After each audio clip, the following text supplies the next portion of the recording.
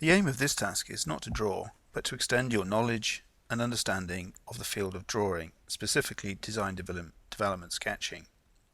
So the task is to set up an online pinboard containing drawings and design development sketches you find inspiring. Instructions on how to do this will follow later in the video and also are contained within the worksheet. Clearly, if you're an aspiring novelist, you need to read books. And when you're learning to play a musical instrument, you need to study music that inspires you. In a sense, as a visual artist, you need to undertake a remote form of apprenticeship, extending your knowledge and understanding of the creative field of drawing and designing. The best way to study drawing is by seeing it in an exhibition, but some drawings are designed to be seen in a book format. So, a good way of studying the field is to look at recommended books and journals. And here are a couple which you might find interesting. And they make that link between drawing and making. But a full reading list is provided with this course. Another resource is obviously the web. Although the internet presents us with an infinite and boundless amounts of information, often it's difficult to sort the indifferent from the good and the very good. This is why recommended books, select magazines, and journals still are valid and very important today. The editors and publishers have worked hard to seek out leading artists, designers, and writers within their field. Often I undertake internet research following studying books and journals, and you can see key artists and designers. In this book by Cara Kane, you can see some of her own work combined with lots of other makers and how they draw and design their ideas. So let's look at an online resource to develop your knowledge and understanding of drawing. Pinterest is a good place to start. It's an online pinboard where you can collect, organize, and curate content you find on the web. It's also a visual discovery tool that people use to collect ideas for their different projects and interests. People create and share collections called pinboards of visual bookmarks, which are called pins, that they use to do things like undertake research, in this case find out about drawing and designing styles and methods, organize artworks and artists. So how do I use it? Well, the first thing you should do is to set up an account. It's free and relatively easy to get your head around by following the website's instructions. Once you have an account, download the Pin It button to your toolbar. Do this by selecting Pin It button under About.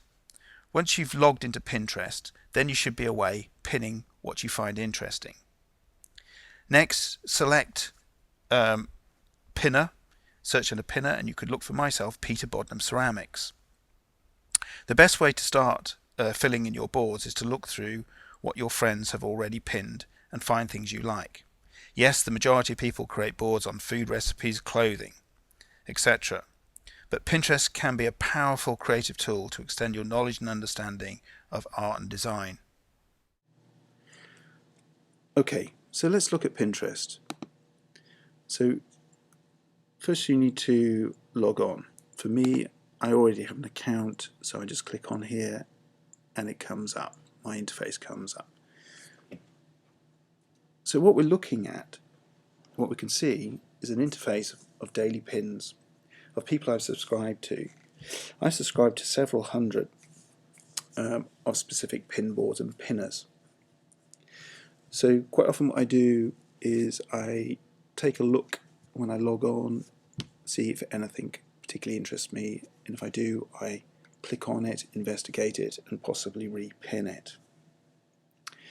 So let's look at my pin boards. So this is my profile up here. So if I click on there, and you can see your profile and pins. And what we'll see, quite a range of pin boards I've created. My main particular interest is in ceramics and clay. I have art, surface pattern, jewellery, sheds, design craft. But what we're particularly interested in here for this module is sketching.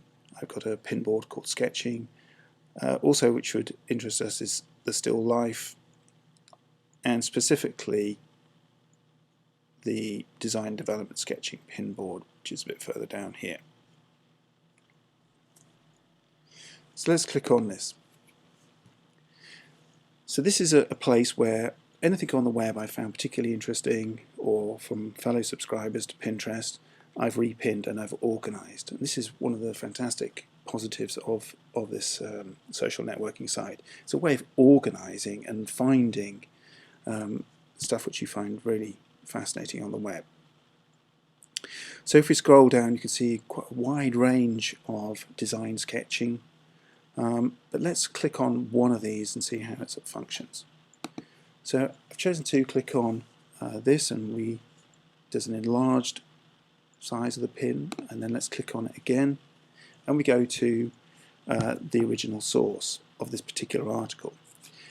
This website's called Design Boom. It's a very interesting architecture and design technology online newspaper, effectively, and what we're featured here is the work of Jamie Hayon, who's a very talented designer maker. So we can also look at some of his sketching, so let's click on that. And this is where he's recording, generating his sort of ideas. You can also go to his original website, and I think that's important, that the original source of the pin is there. For issues to do with copyright, and just genuinely, it's important that we recognize the original source of the pin. Okay, so there's a huge range of work which you can explore and investigate and possibly repin if you're interested in it. Let's go back and look at my other board which might interest you regarding designing and sketching. This is the sketchbook one.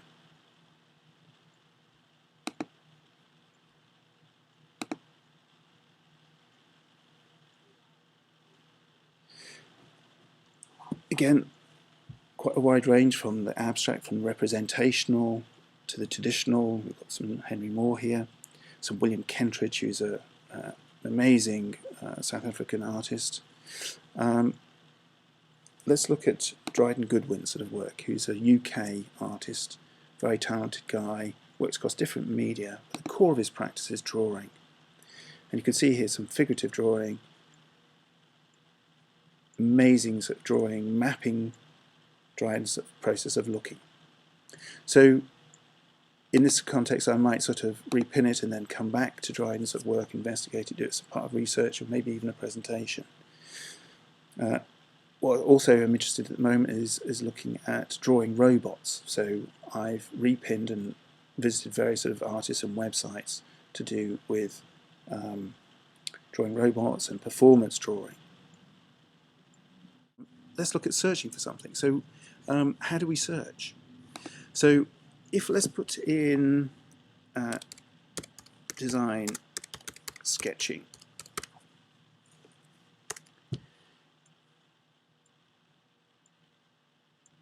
What automatically comes up are pins. So very much like Google, you have this vast sort of array of sort of images and information. What I find very fruitful is to actually not necessarily search by pins, but by boards. You can search by pins, boards, or pinners, so you can find myself by typing in my name and pinners. But by searching by boards, what we get is a little iconic image and a small tablet of images below. So broadly, I can sort of evaluate very quickly what I might be interested in. So I'm not particularly that interested in car design, but again, I can recognize Jamie Hayon's work there. So if I like Jamie Hayon, maybe this person, we sort of have a synergy. Okay, so not many pins, but some interesting design developments of drawings. So this is a way of connecting and almost visually collaborating with people, and very importantly with students. What I find is that I can actually have a visual dialogue with students and other members of staff. So quite often when we come into the workshop the next day, we have straight into a conversation. Hey, did you see that pin? It was really interesting, and we're into that sort of collaborative dialogue about sort of ideas and methods of production, and it's sort of a fantastic resource for that. So it's great for organising and curating your content that you find on the web. It's very good for theming ideas. So for my sort of pin boards, as you can see, I've got quite a variety of themed pin boards. Here's one on spoons. So quite an extensive one on spoons. And ultimately, I think from an educational point of view, it's a really great space to share information and expose yourself to new and interesting sort of ideas and possibilities for research.